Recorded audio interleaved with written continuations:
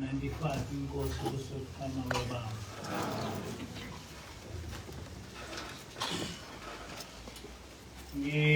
Ngiyali oh usole Yebo, right. Ku-right. ngiyalithanda ngokubulisa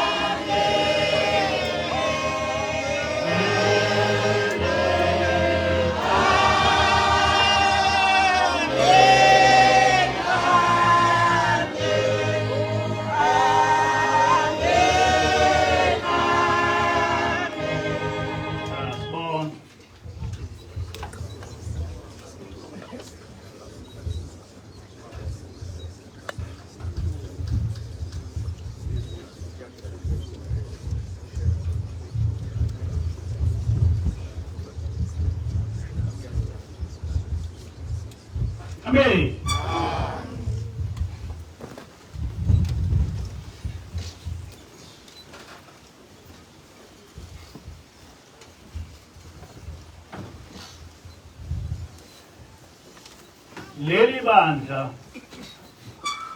Leli bandla oqala elisha elisungulwe ngo-2010.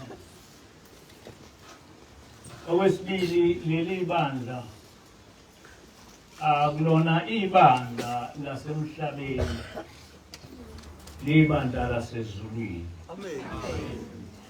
Ngiyazi ukuthi njengoba sibaningi kangaka abanye baphendulwe nje zintshumayelo, kodwa abawazi umlando ophelele nokuthi sisho ngani ukuthi leli bandla lelasezulwini.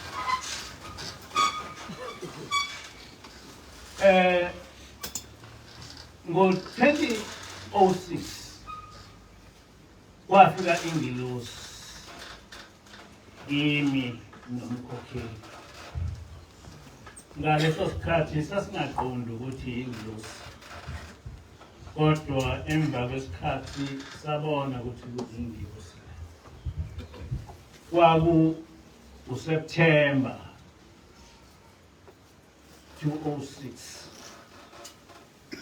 Angilwazi usuku ngoba sasingakanaki lutho.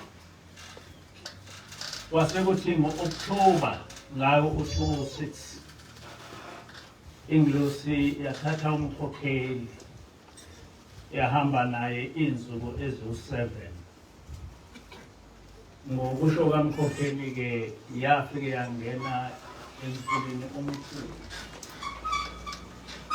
ukuthi yavula inansuka yayisithakabambelele kuyo, yayisingena emanzini, kodwa uthe ebona wayesifumela kwelinye izwe ongalazi.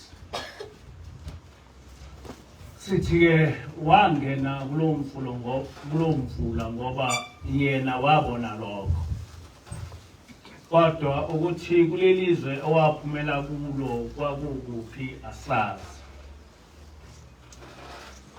Kodwa kunezinto ezenzeka kulelo lizwe okufanele ukuthi sonke esingamaNazaretha kaNkulunkulu sisiqonde, noma ezinye zazo singazazi ukuthi zisho ukuthini okwamanje.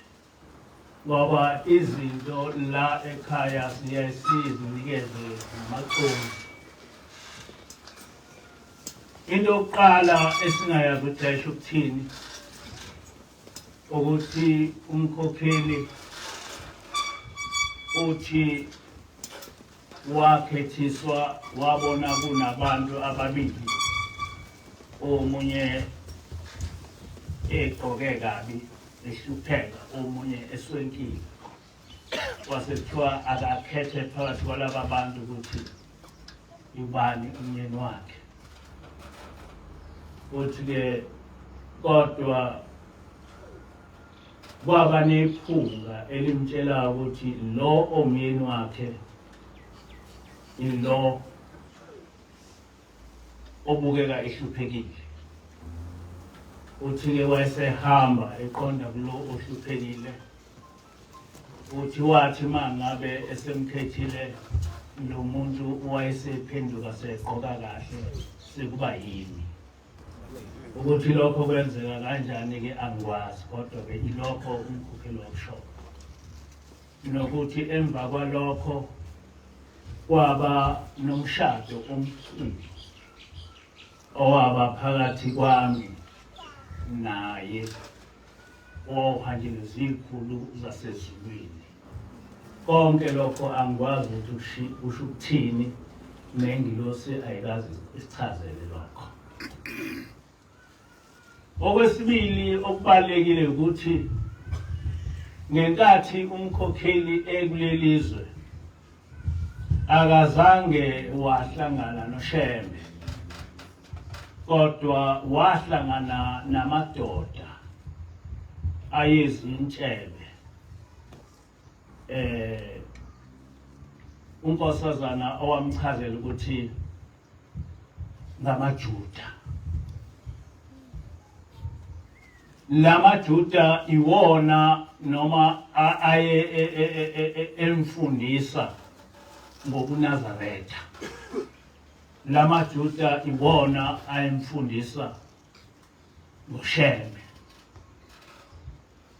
Lokhu noma unkosazana engakaze ekuchaze kabanzi, kodwa sesiyakubona ukuthi kwakusho ukuthini. Ngoba umkhokheli uthi kwakuneJuda nje, kunendoda nje eyintshebe eyodwa okwakuyiyona ke eyayihlala naye for these 7 days imfundisa zonke izinto. Ziningi kakhulu-ke izinto umkhokheli owasifunda uma ekulelizwe. Uthi uShembe ubaba ilanga nenyanga yezulu nobaba mkhulu akafikanga kubo, kodwa watshengiswa ingilosi ukuthi lo wana ubaba mkhulu nobaba ilanga nenyanga yezulu, kodwa akafikanga kubo. Kodwa uthi-ke wabona ubaba ilanga kwakuyena owanginikeza incwadi enkulu, kodwa ngaleso sikhathi wayengazi ukuthi imina. Niyayazi-ke leyo ndaba, sesiyayibona-ke yona, sesingayisho ukuthi siyazi ukuthi yayichaza ukuthini, ngoba siyayibona umphumela wayo. Emva kokuba umkhokheli ebuye kulelo lizwe ngo-2006 October, lento nomkhokheli yayimshayise uvalo kakhulu. Sasingayikhulumi, sayikhohlwa, sasingafuni futhi ukuthi siyikhulume, azange sayikhuluma nakubantu. Kuke kube khona into oyawuthi mangabe uyibonile uzame ukuthi ungayikhumbuli ngoba isuke inzima kakhulu. So leyo ndaba azange saze sayikhuluma ngaphandle ukuthi mhlawumbe sayitshela abantu ngenkathi umkhokheli esahambile. Umfundisi uKhumalo nomfundisi uThelezi kwakungabaphathi bami babeyazi, ngoba noma umkhokheli esahambile ethathwe ingozi konke lokho ngabatshela khona. Kodwa ukuthi lapha kulelizwe noma lapha emanzini kwakwenzekani azange saze sayixoxa leyo ndaba. Yayaziwa yithina sobabili ngoba yayinzima kakhulu, futhi nathi singayazi ukuthi ichaza ukuthini. Ngithela lokhu kwenzeka ngo-October 2006, kwaba u-2007 sihleli naye ingilosi ingayikhulumi le ndaba. Kwaba u-2008 ingakhuluma le ndaba, nengilosi ingasho lutho ngayo. Kwaba u-2009, kwasekuthi ngo-2010 ingilosi yayise ingithuka ukuthi ngisungule leli bandla.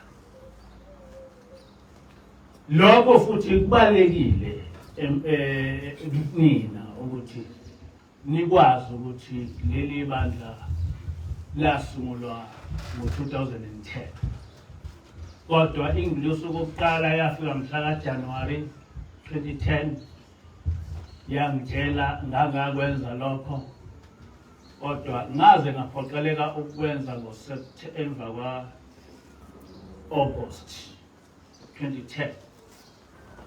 Kwasekuthi mhla ka-30 September 2010 ngase ngimemezela ukuthi leli bandla ukuthi sengiyaphuma ebuhleni, sengithunywe ingilosi ukuthi ngisungule leli bandla. Okunye okubalekile ngaleli bandla nami nomkhokheli ukuthi mhla 26 March 2011 sobabili sagcotshwa ingilosi khona la ekhaya ukuthi sesingabaholi baleli bandla.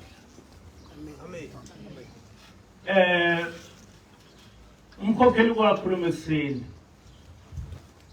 lento obeyikhuluma ekseni ikhulunywe yona ingilosi ekuqaleni yathi ngiyanizwe nikhuluma ngencwadi emibili uIsaya nezenzo kodwa anginizwa nikhuluma ngencwadi yesithathu sasesiyasho ukuthi sesikhohliwe ukuthi kwakuyiphi incwadi ngoba le ncwadi sasingayijwayele kodwa le ncwadi ibalekile ngoba yafundwa ingilosi mhla Ingcebo.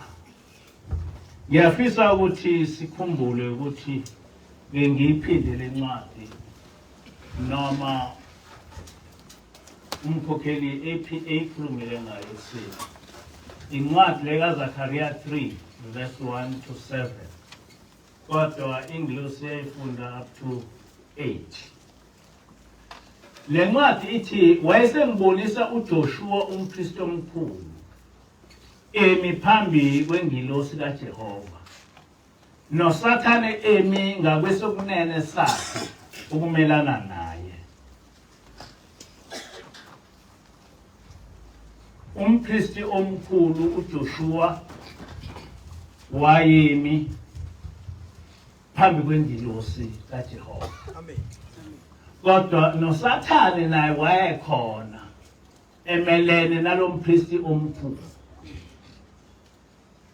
uJehova wathi kuSathane, uJehova uyakukhuza Sathane. Yebo uJehova olikhethile iJerusalema uyakukhuza. Lo akasiso isikhulu esaphulwe emlilweni na.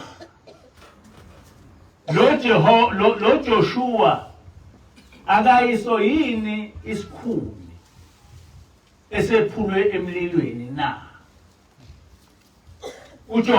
uJoshua wayembethe izingubo ezingcolile wayemi phambi kwengilosi efake izingubo ezingcolile kodwa emi phambi kwengilosi yathatha yasho kwababemi phambi kwayo yathi bheka ngitetisile kuwe ububi bakho ngiyakwembathisa ezobukhosi. Ngase ngithi ababeke isigqoko esihlanzekileyo ekhanda lakhe embathiswe izingubo ingilosi kaJehova isemi khona. Lamazwi asho ingilosi mhla Ingcebo ingigqokisa lezi zingubo. Yangigqokisa ingubo kodwa isigqoko sasingakabikho yathi asisitheke. Ngithena lento angiyichaze ngoba ngijwayele ukuthukwa amaNazaretha engithukela lezi ngubo. Kodwa lezi ngubo mhla ingilosi ingigqokisa zona yakhuluma ngalokho. Nokuthi njengoba ngachaza ukuthi ngingumpristi omkhulu yachaza ingilosi lokho ukuthi ngimi kule ndawo kaJoshua ngingumpristi omkhulu ngoba ngingumholi webandla. Amen. Hayi akukhona ukuthi ngazalwa ngingcwele.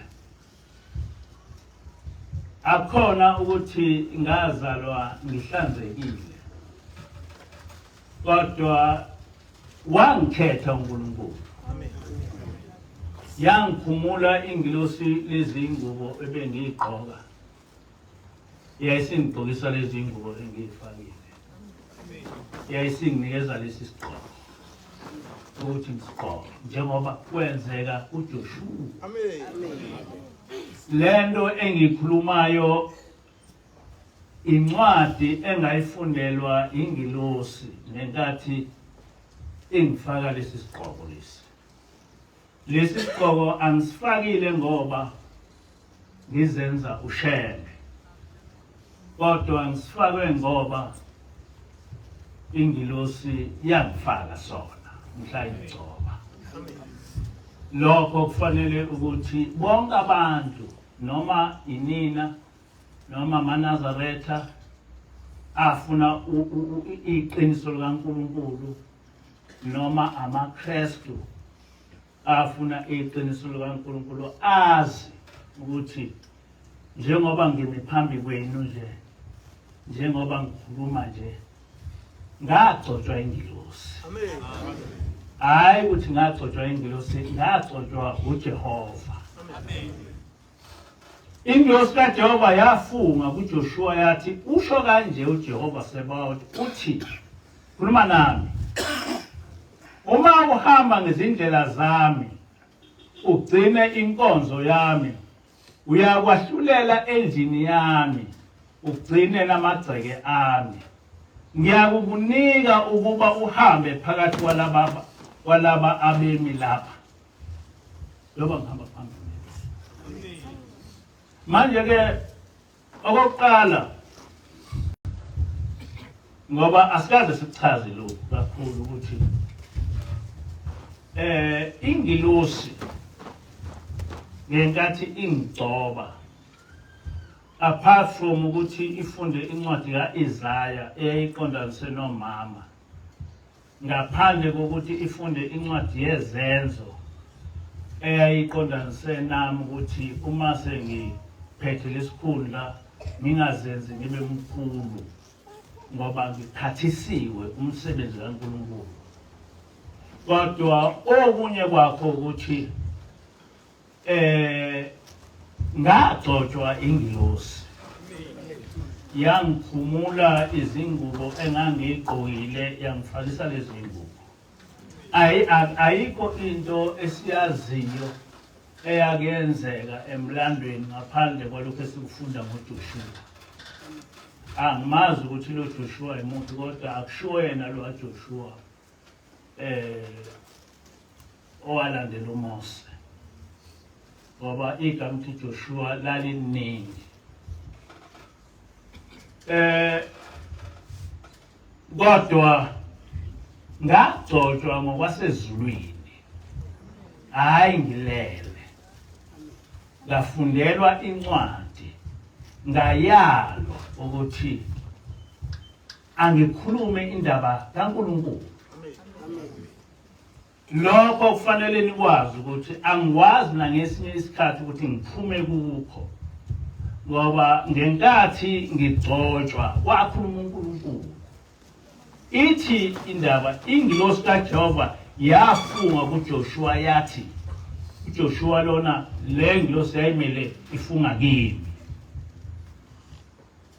Usho kanje uJehova Sebawothi uthi uma uhamba ngezindlela zami uhamba ngeindlela zikaJehova ugcine inkonzo yami ugcine umthetho kaJehova uyakwahlulela endlini yami. Baye mamazi uma ngihambe ngendlela kaJehova ngithenjisiwe ukuthi ngiyokwahlulela abantu bakaJehova ngiyokwahlulela endlini yami kusho uJehova ugcine namagceke ami. Ngiyakunika ukuba uhambe phakathi kwalaba bantu ophambi kwabo. Nginikiwe ukuthi ngihambe phambi kwenu. Nginike nguJehova. Kodwa lamazwi ngiwatshelwe ingilosi ukuthi uJehova uthi uma ngabe uhambe kahle nakho oyokuzuza ukuthi uma ngabe uhambe kahle phambi kwaJehova uyozuza lokhu nalokhu. Njengoba ngisebenza nje ngiyazi ukuthi uma ukuhamba kwami kube kuhle phambi kwaJehova, ekufeni kwami ngizoba mkhulu ezulwini. Noma ngebe mkhulu lapha kodwa uma ngihambe ngendlela kaJehova ngithenjisiwe ukuthi ngiyoba into enkulu ezulwini. Anginendaba nokukhulu balapha noma kunjani, kodwa kubalekile ukuthi uma uhlukana umoya wami uhlukana nesidumbu sami, njengoba kuthiwa ngiyohamba phambi kwenu, ngiyohamba phambi kwenu ngisho sengafa. Kodwa kusho uJehova. Ngakho-ke ngiyafisa ukuthi ngikuchasise ukuthi kubalekile kuleli bandla ukuthi uwazi umlando webandla likaJehova ukuthi umi kanjani. Usazi isisekelo salokhu kukholwa ukuthi simi kanjani. Ngizofunda incwadi kaDeuteronomy 6 from verse 4 to 9. Yizwa Israyeli, uJehova uNkulunkulu wethu, uJehova munye. Kusho uMose uthi yizwa Israyeli, uJehova uNkulunkulu wethu, uJehova munye. Yonke le ncwadi mangiyifunda ungayifundeli abakwa-Israyeli, ifundele wena. Ukuthi isisekelo salenkolo ukuthi uJehova munye. Wathanda uJehova uNkulunkulu wakho ngayo yonke inhliziyo yakho, nangawo wonke umphefumulo wakho, nangawo wonke amandla akho. Uma ukuleli bandla ufanele wazi ukuthi ukukholwa kwakho ukuthi uthande uJehova, ngoba uJehova munye. Umthande uJehova ngayo yonke inhliziyo yakho, nangawo wonke umphefumulo wakho, nangayo yonke amandla akho. Konke lokho kuthathu ukwenza ngokuthi ubonakalise ukuthanda uJehova. Ukuthanda-ke uJehova is not just a question of saying ngiyamthanda uJehova. No. Ukuthanda uJehova, you must demonstrate it. Kubantu, you must demonstrate it uJehova. Ukuthi uJehova uyamthanda.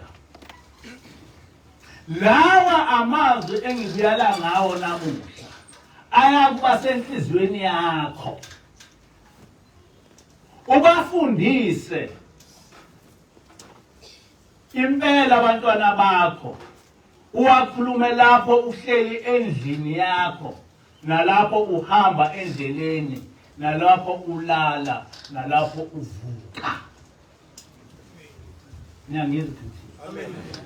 Lokhu kukhulunywa uMose ukuthi mthande uJehova ngenhliziyo yakho yonke, nangomphefumulo wakho wonke, nangamandla akho onke.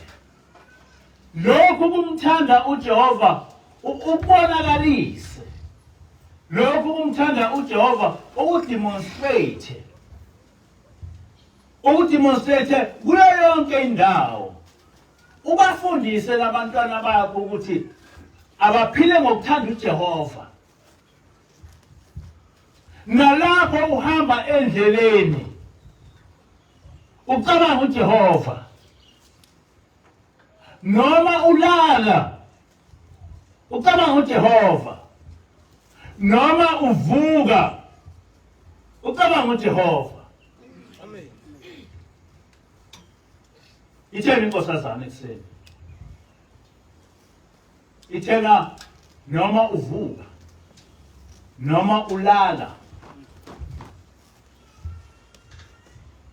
noma uzwa umzimba wakho ukhathele ungakwazi ukuthi uvuke uthandaze ungakwazi ukufaka ingubo emhlophe kodwa akhulume lamazwi uthi uNkulunkulu onamandla wonke busisa ukuvuka kwethu namhlanje usigcine ngomsa wakho amen utheni uNkulunkulu onamandla wonke yisoko bonke abamkhonzayo busisa ukuvuka kwethu namhlanje usigcine ngomsa wakho amen nokho kusho ukuthi noma usendleleni noma ulele noma uhamba noma ukhathele kodwa uyamthanda uJehova ngenhliziyo yakho yonke ngomoya wakho wonke ngamandla akho onke osenawo uma ulala uthini uNkulunkulu onamandla wonke yisoko bonke abamkhonzayo lala nathi namhlanje usigcine ngomsa wakho amen utheni uNkulunkulu onamandla wonke yisoko bonke abamkhonzayo lala nathi namhlanje usigcine ngomsa wakho amen ithi le ingilosi noma ngabe ungasathandazanga ngokuthi ufake ingubo emhlophe noma ungasathandazanga ukuthi uhambe uye kwenye indawo kodwa noma ngabe sekuthiwa uyagula ulele asho lamazwi noma ngabe kuthiwa ukwaze njena ukuguqa wangaya ndawo noma ngabe usembhedeni kodwa asho lamazwi ngoba uma uwashilo njengoba ngisho njena ithi ingilosi ayabhalwa ezulwini ubumkhonza uJehova noma wehlulekile ukuvuka kodwa ubumkhonza uJehova uthi uMose nasendleleni uhamba mkhonzi uyifundise ngalamazwi ukuthi uJehova ngiyamthanda ngenhliziyo yami yonke ngomoya wami wonke nangamandla ami onke amen nezingane zakho uyifundise ukuthi uNkulunkulu uyathandwa ukukhonza uNkulunkulu kumthanda uyakuwabopha abe nophawu esandleni sakho abe isikhumbuzo phakathi kwamehlo akho wawaloba ezinsikweni zomnyango wendlu yakho nasemasangweni akho ngamanye amazwi la mazwi esawafundiswa uShembe ukuthi esiqabheni sakho kubhala ukuthi dumisana uJehova noma ubhale ukuthi sidumisa uJehova kuleli washo njalo Shembe wathi ungabhala ukuthi dumisana uJehova noma uthi sidumisa uJehova kuleli ubhale lokho esiqabheni somnyango wakho nasesangweni sakho ukubhale ukuthi dumisana uJehova amen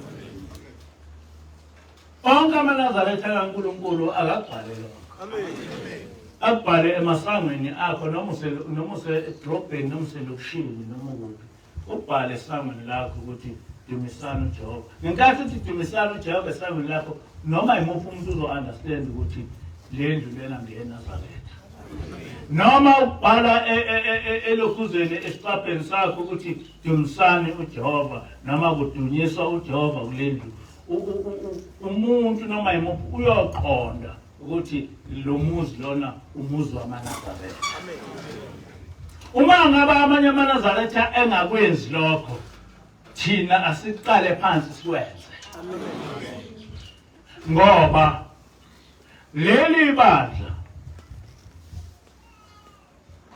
libandla likaJehova ebengiqonde ukusho ukuthi sasikhulumile kabanzi ngoShembe kodwa uShembe ungumuntu wesibili enkolweni kaJehova. Ikhona ushembe kulokhu kumthandazo wesabatha uverse 3 ethena mesabeni uJehova nigcine imithetho yakhe anilobela yona uJehova ngenceku yakhe uMose ukuze kudumisa kwenu kwamukeleke uThixo eNkosi. Lokho kungenxa yokuthi ukudumisa uJehova ngokwasemhlabeni sikunikezwe imnceku yakhe uMose. Sikunikezwe imnceku yakhe uMose.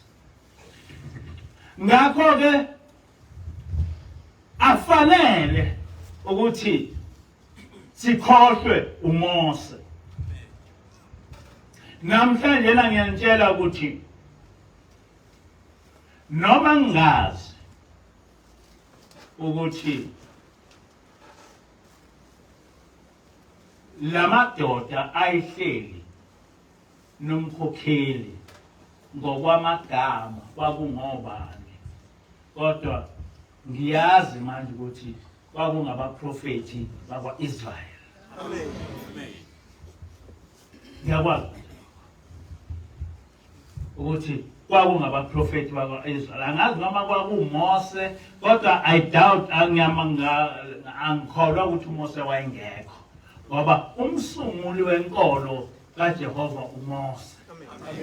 Kodwa khona kwakungabaprofeti bakwa-Israyeli. Kunezinto eziningi engatsheniswa zona. Kusekhona uNobesuthu engeke ngikwazi ukuthi ngikhulume manje, kodwa ejule kakhulu ngaleli bandla. Ngaleso sikhathi ngangazi ukuthi ohamba kuhambe kube naleli bandla, kodwa kunezinto eziningi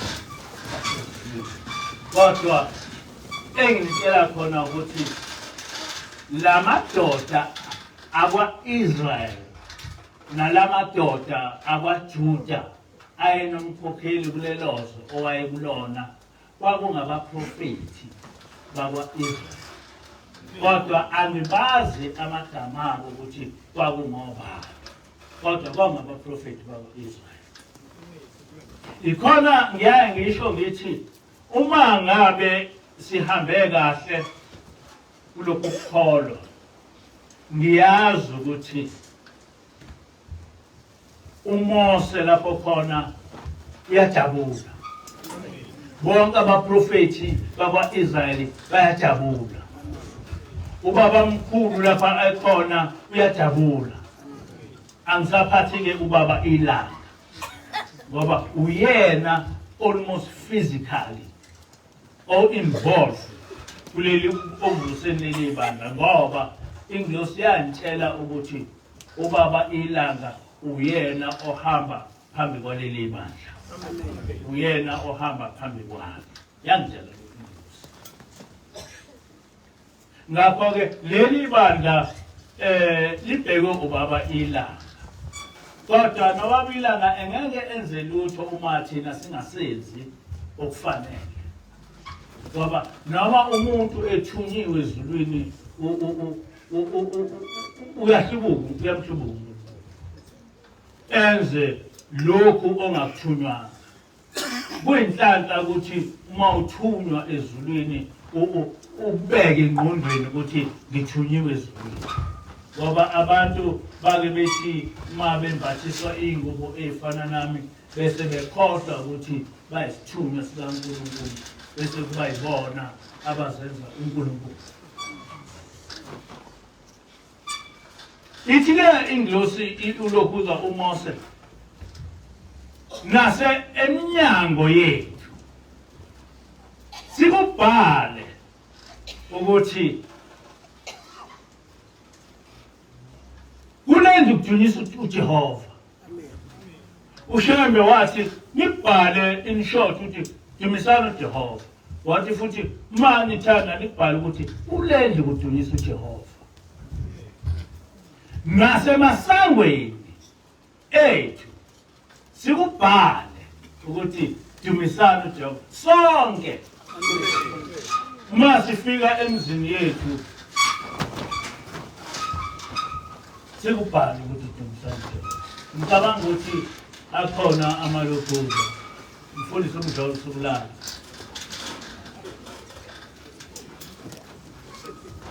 Kuzofanele ukuthi wenze ilokhuza ethe kubankulu ezithi dumisana uJehova. Noma ezinye ezithi kulendlu noma kulomuzi sidumisa uJehova. AmaNazaretha onke ma engeke kwazi ukuthi ekuthole endaweni zawo kodwa ngoJanuary lezo sticker kufanele zibe khona. Amen. Nasemotini zethu sikubhali ukuthi dumisana uJehova zonke. Yonke imoto yalapha ayibonakale ngokuthi dumisana uJehova ngoba lokho sikufundiswe uMose, lokho sikufundiswe uShembe. Amen. Ngiyaphinda ukuthi mina angisiyeni uShembe. uShembe ingceku kaNkulunkulu ukhulumile ngayo uZakhariya lapha ku verse 8 engawufundanga. Kodwa mina ngingumpristi omkhulu kaJehova. Amen. Angisiyena umprofeti, ngingumpristi omkhulu kaJehova. Lesi sigqoko engisifakile ngisinikezwe ingilosi. Lezi ngubo engifakile ngizinikezwe ingilosi. Kusukela verse 13 kuya 15 uyaqhubeka uMose uthi womesaba uJehova uNkulunkulu wakho wokhonza yena ufunge igama lakhe anikulandela abanye onkulunkulu babantu abanizungezile ngokuba uJehova uNkulunkulu wakho ophakathi kwakho unguNkulunkulu onomhawu funa intukuthelo yakhe inivuthele ikuchithe ebusweni bomhlaba. Noma abantu noma amaNazaretha noma amaKristu noma ngaba ibapha abantu abangakhomba umuntu bese bethi hayi uNkulunkulu lona. Khamba abantu bebize abaholi babo bethi uNkulunkulu. Kodwa thina maNazaretha kaNkulunkulu siyaliwe uMose. Njengoba ethena uShembe siyogcina umthetho kaJehova owulethe kithi ngenceku yakhe uMose. Silokhuziwe siyaliwe uMose ukuthi singabanabo abanye uNkulunkulu ngaphandle kaJehova.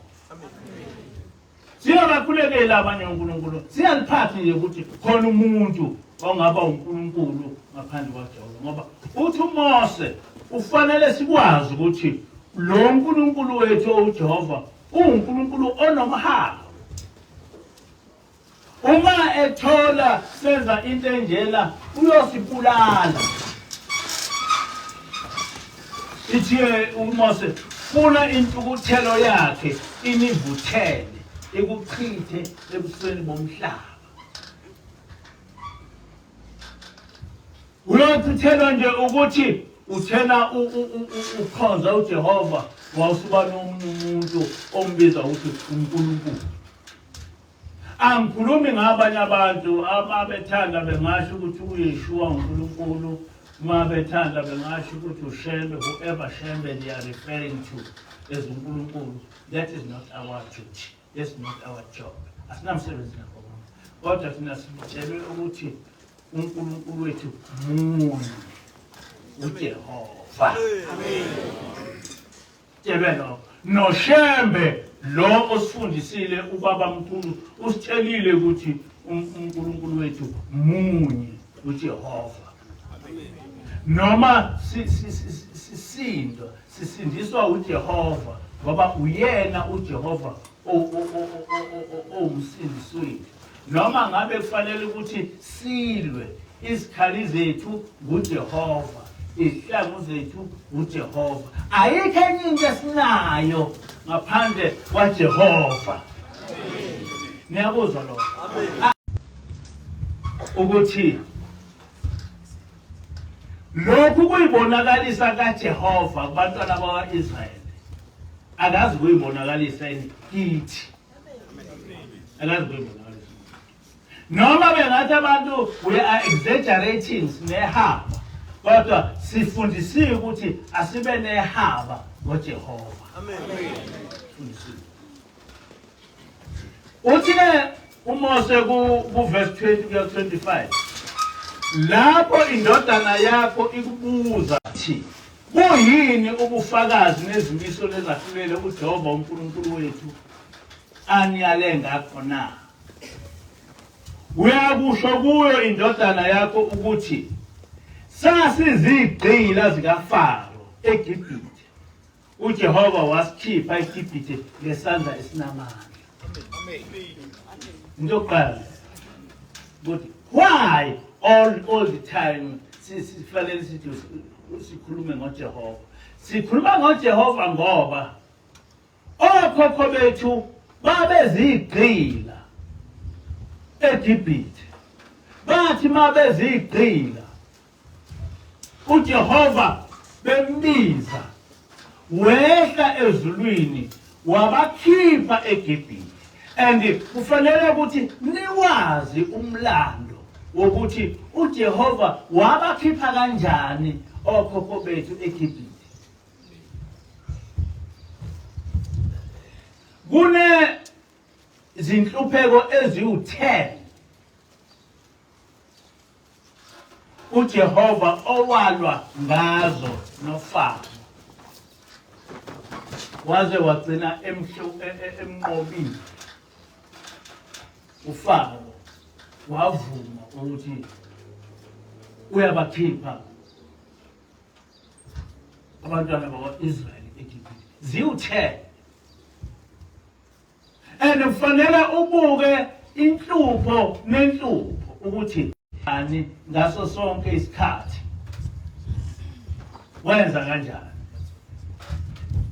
kuze kugcine kuba khona ilokhuza ukuze kube ugcine uFaro elokhuza ebakhiphile ngoba uthi ulokhuza uMose uma izingane zakho zibuza ukuthi why simkhoze kangaka uthi uyobatshela abantwana bakho ngesikhathi esizayo njengoba nami ngilitshela nje ukuthi uJehova simkhonza ngoba okhokho bethu wabakhipha eGibhithe ngesandla esinamandla wamehlula uFaro abantu okhokho bethu babeboshelwa njengeyinkabi eGibhithe behlupheka uFaro wakhipha ngisho umthetho ukuthi akubulawe ngisho izingane zabo zabafana wafika lo nkulunkulu wethu wamnqoba uFaro.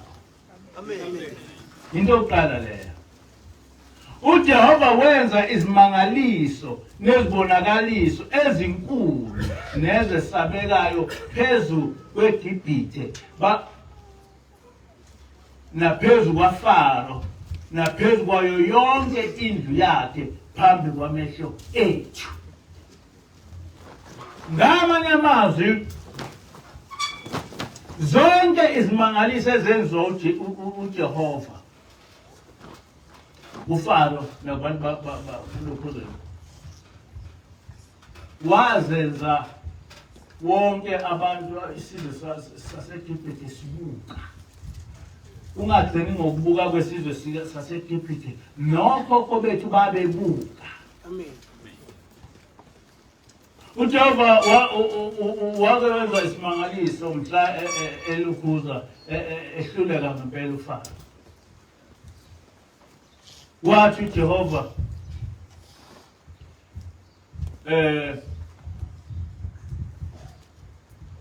abantwana bakwa-Israyeli bayobulala izinyane bese igazi labo lalelo zinyane beligcoba esicabheni sabo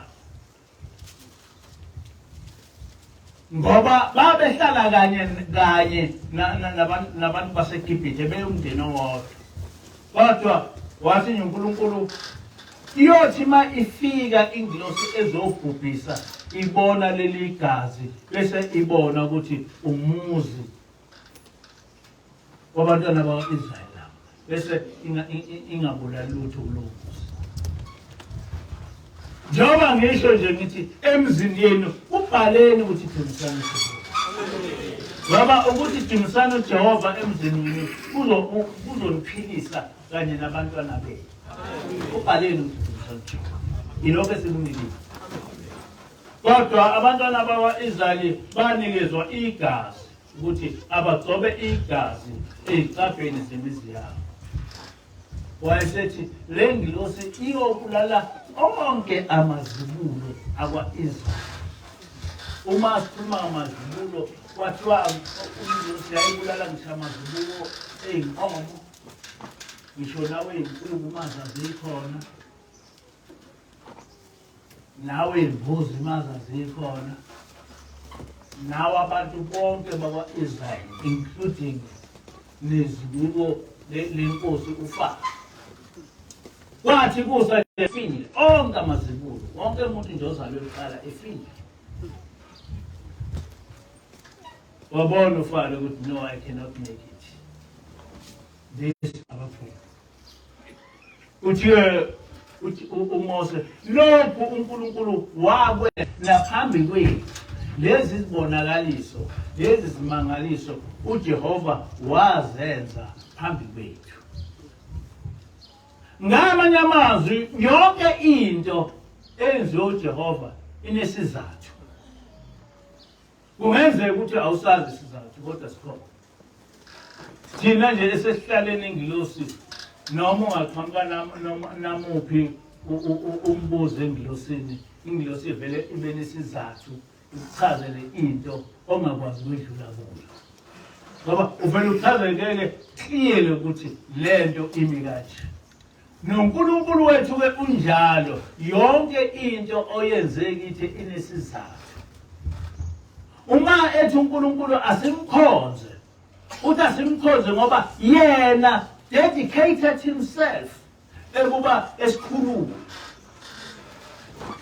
uNkulunkulu wenza izinto engakaze zenzeke emhlabeni wonke ukuthi esichiphe eGibhite ehambe nathi iminyaka engama-40 elethe ukudla okuvela ezulwini sidle,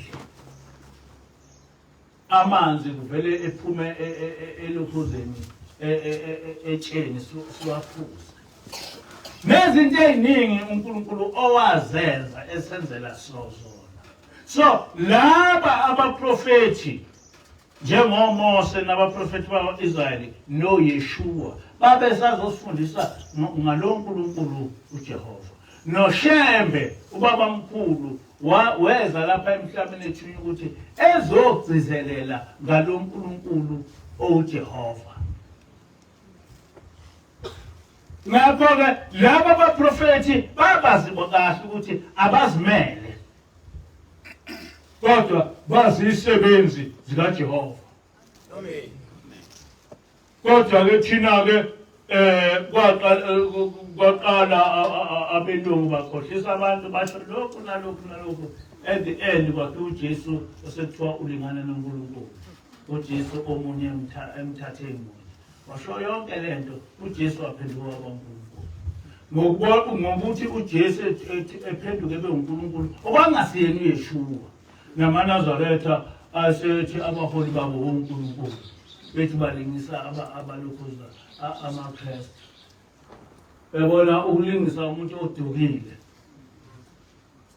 nawe bese uduka ngoba amaKristu ayethi uJesu uNkulunkulu badukile. Kwayena uJesu lona bathi uJesu kwakuyithixo, but they are not aware. Kodwa thina-ke nathi sesithi-ke hayi ngoba noJesu wayeUNkulunkulu nomholi wami uNkulunkulu. Ngoba phela naye unesibongo sifanayo nesikaMprofethi uShembe.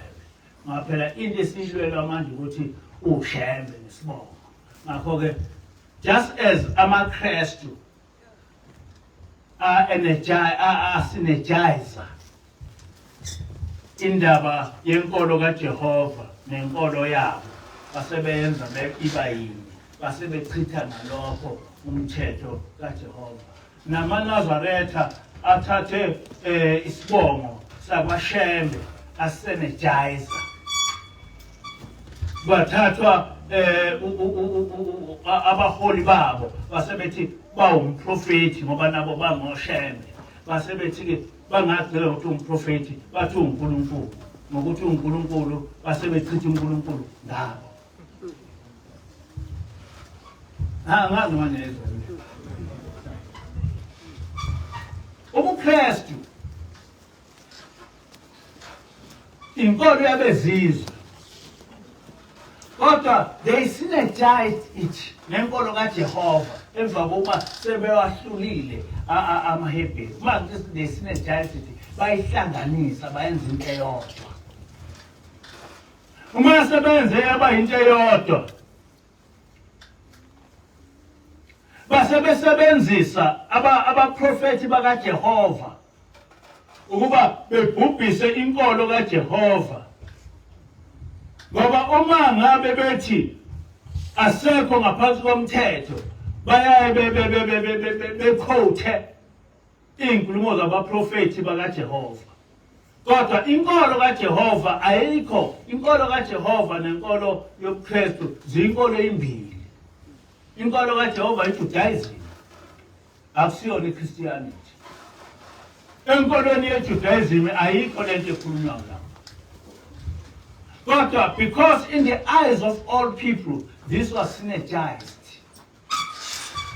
Bese kuthathwa mhlambe kukhotshwe uIsaya ukuthi uIsaya wathi bese kukhothwa mhlambe umprofeti othize kuthiwa hayi umprofeti ngalokhu nalokhu wayichitha umthetho. Bese kwakhiwa uPaul ngoba lo Paul okhulunywa ngawo wakhiwa just like Jesus. Akakaze ebe khona uPaul enkolweni yokuza kaJehova. uPaul wakhiwa. uShaul waba khona. uShaul waye eyilokhuza. uShaul waye engumFarisi. Kodwa waphendula uYeshua engasekho uYeshua waba umNazaretha. Amen. Kodwa manje imfundiso ithi uPaul waye ehlasela amaKristu. When that time amaKristu ayengekho. Kodwa wayehlasela amaNazaretha. And bakubhala bakhohlwa ukukhipha ukuthi ulokhuza uPaul waye ungumfuli wamaNazaretha kulokhuza kuyizenzo 24 verse 5. Angazi ukuthi bakhohlwa kanjani ukuthi bekhiphe noma bekushintshe bethi uPaul wayengumfuli wamaKristu. Kodwa bathi uPaul wayengumfuli wamaNazaretha. Kodwa bengachazi ukuthi lamaNazaretha uPaul wayesengumfuli wayekhangaphi. Wayekhangaphi.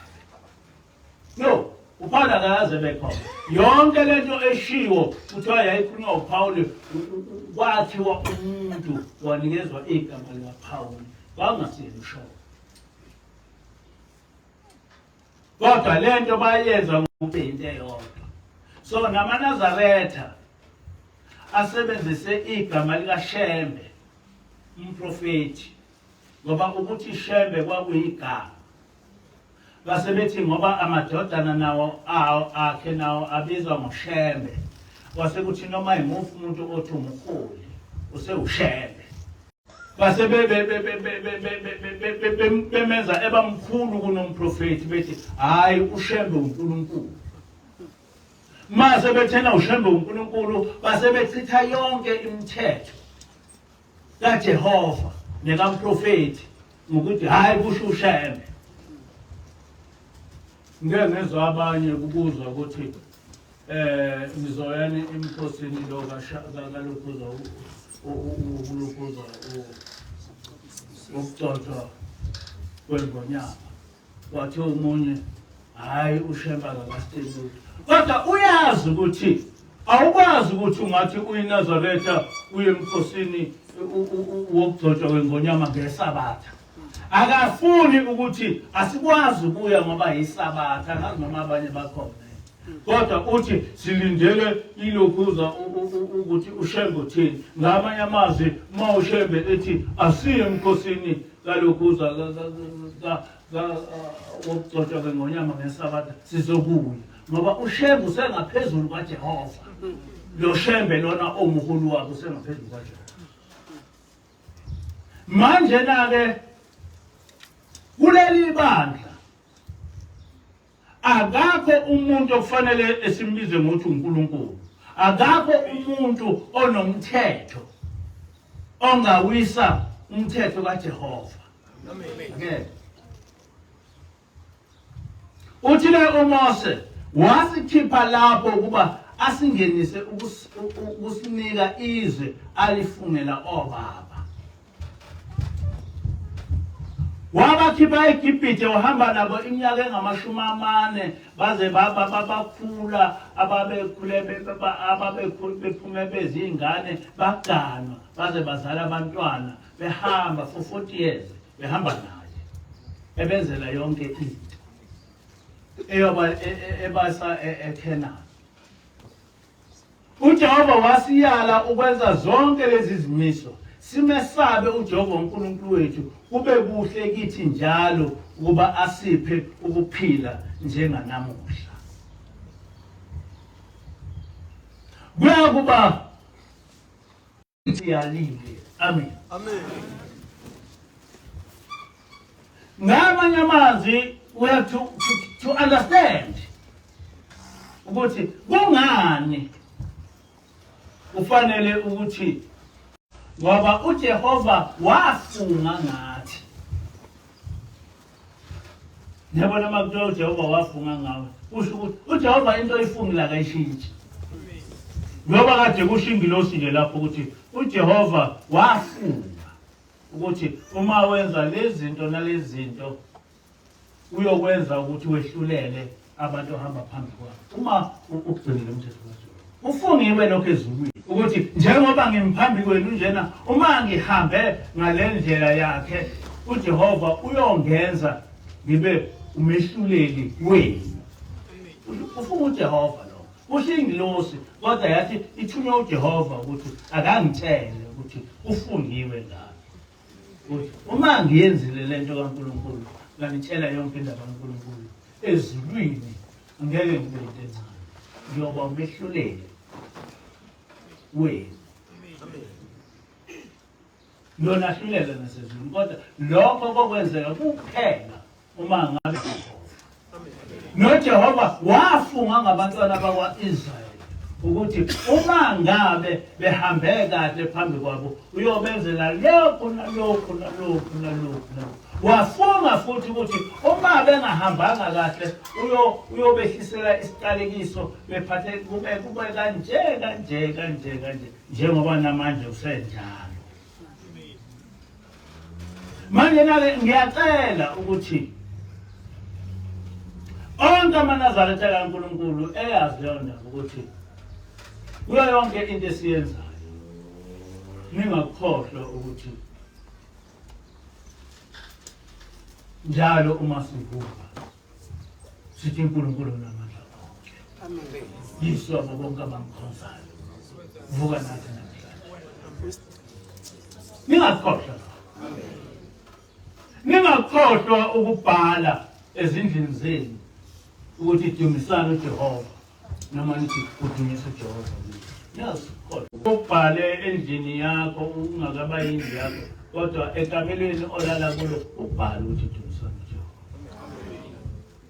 ngoba safundiswa uMose safundiswa uShem inkosi uselokhu kuzwini